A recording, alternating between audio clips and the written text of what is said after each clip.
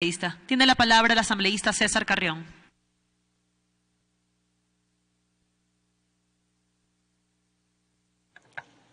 Señora Presidenta, señoras y señores asambleístas, es importante permanentemente luchar contra la corrupción.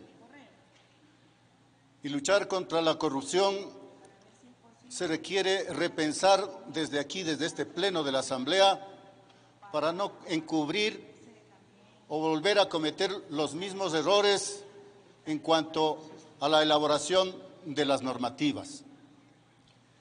Este proyecto de ley, yo quiero hacer una observación muy puntual. En el artículo 1, en el numeral 4, en el primer guión dice: deróguese el artículo 581, que se refiere al presupuesto de procedibilidad. Ya el señor fiscal que se fue también insistía de que no necesitamos que la Contraloría General del Estado emita ese informe. Viene a ser como una condición, es decir, le quita el espacio para que el fiscal cumpla su rol. Pero no hay que dejarse sorprender, porque quisiera recordarles al pueblo ecuatoriano y a los asambleístas el concepto de la ley. Es la declaración de la voluntad soberana prescrita en la Constitución que manda, prohíbe y permite. Y de no haber cumplimiento, hay una sanción. Y una ley que realmente se derogue, sea artículo, párrafo, no es retroactiva. Y esta derogatoria del artículo 581 va a permitir dejar en la impunidad muchos contratos donde aún no se han hecho 7 años atrás, según dice el artículo 71 de la Ley Orgánica de la Contraloría General del Estado, que se digne, señora Presidenta, a través de Secretaría se dé lectura el primer párrafo. Adelante, señora secretaria.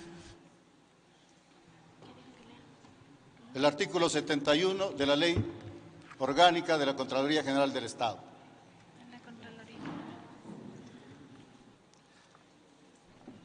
Un momentito, señora asambleísta, estamos buscando la ley. Mientras le encuentra, por favor, señora Presidenta, señores asambleístas, es importante que se note que no se debe derogar este artículo cuando existen más de 4 demandas de inconstitucionalidad, justamente para que se tome en cuenta el momento que se quiera derogar, que todos aquellos actos de corrupción como contratos, los megacontratos que hubieron durante más de 7 años atrás, no prescriban. Al derogar, claro que vamos a darle facultades, pero a partir de esta derogación, pero ¿qué hay de los contratos que han pasado ya 7 años atrás?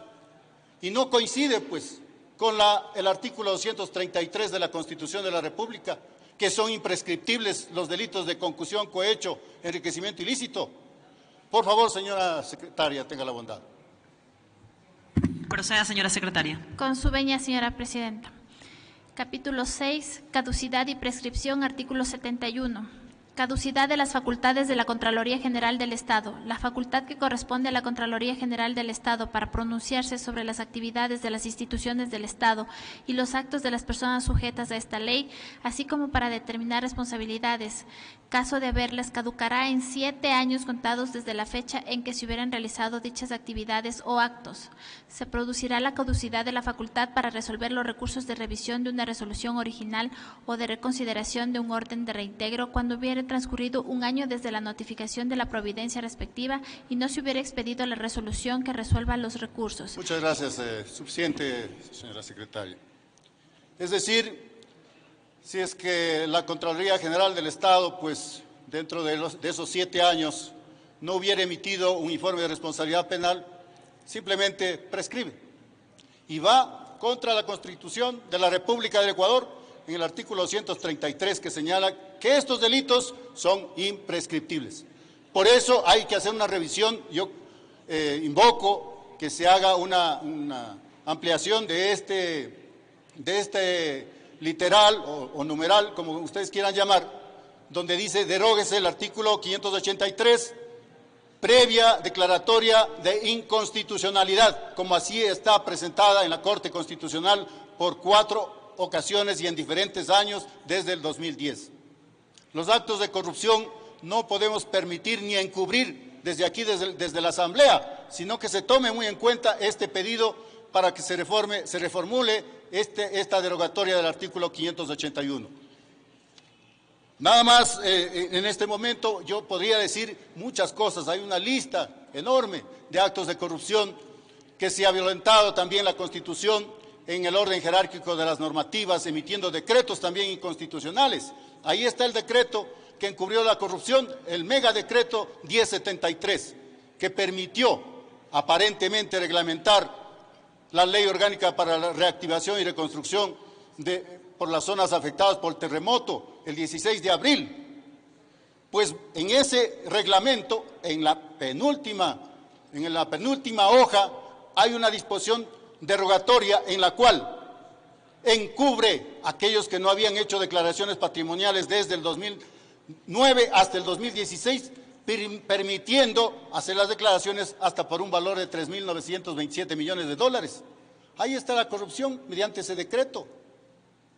Ahí está la corrupción, señores.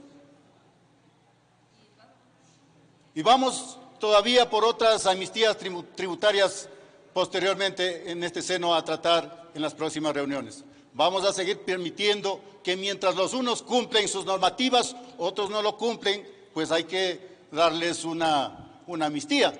Me parece irresponsable, no hay equidad, que tanto se habla de la equidad, del buen vivir, mientras en aquel decreto, mediante ese decreto, muchos perdieron sus casas, sus bienes.